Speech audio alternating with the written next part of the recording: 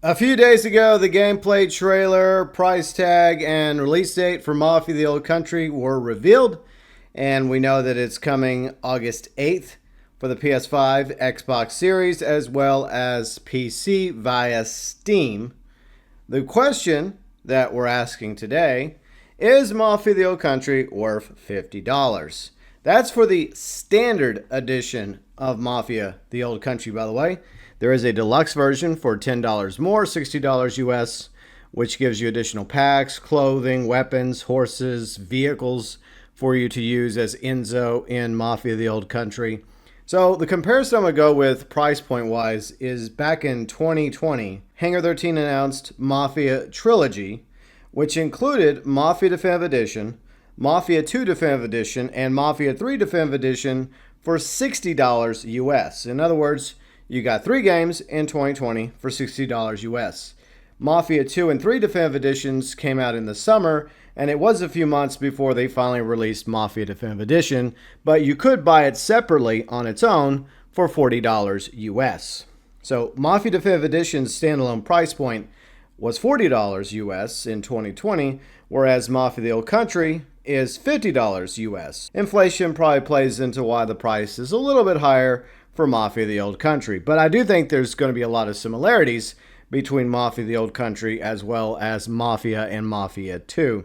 For one thing, all these games are linear based, and that's exactly how it's going to be for Mafia the Old Country. It's already been confirmed by the heads of Hangar 13 that this is not an open world game. It does have kind of an open world setting in Sicily, but that's pretty much it. In other words, this game is nothing like Grand Theft Auto. It's not open world. There isn't a whole bunch of stuff to do in the game. There's basically just the main story from chapter to chapter, and that's pretty much it. Now, you will be able to, on your own, do a little bit exploring throughout the missions, depending on the situation, but I don't even know if there's going to be a free ride mode in Mafia the Old Country. There was one in Mafia Definitive Edition, which allowed you to use the vehicles and drive around Lost Heaven and the countryside. But as of right now, I honestly don't know if there's going to be a free ride mode for Mafia the Old Country.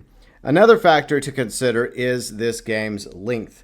I do not think it's going to be as long as GTA 5 or Red Dead Redemption 2. It's going to be very similar to the lengths of its predecessors, Mafia as well as Mafia 2. Mafia's length depends on how long you want to play it for and the difficulty. Average players that replay it can get through the game within 6-7 hours. Some players take a little bit longer, like 10 plus hours. Probably for your first playthrough, it would be at least 10 hours. The length for Mafia 2 is about the same, over 12 hours, depending on whether or not it's your first playthrough, difficulty, and if you're trying to go around collecting all of the Playboys. However, I seriously doubt there's going to be any of those magazines in Mafia the Old Country. My prediction regarding the length is Mafia the Old Country could be as long as 10 to 15 hours, start to finish, or it could end up being shorter. Now, if you're a Mafia fan like me and so many others out there, I think that the Old Country will probably be worth $50 to you.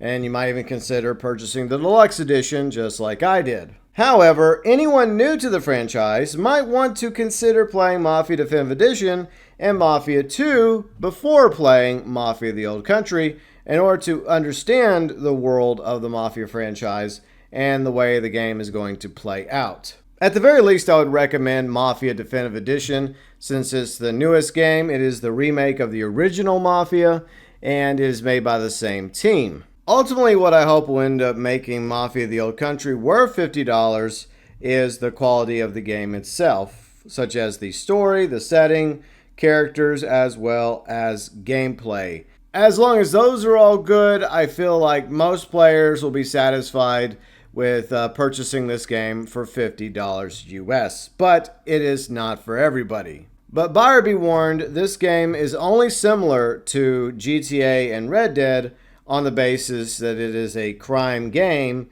and you are playing a criminal. Now, what's interesting is that I put up a poll a few days ago asking my community which game coming out this year are they most excited about. And in first place is Mafia the Old Country with 59% of the votes. I think that's a pretty positive sign as to the interest in Mafia the Old Country. And I think that the majority of players that have either pre-ordered it already, the standard deluxe editions, are simply waiting for it to come out and have a few reviews before they decide whether or not to purchase Mafia the Old Country, understand what kind of game this is.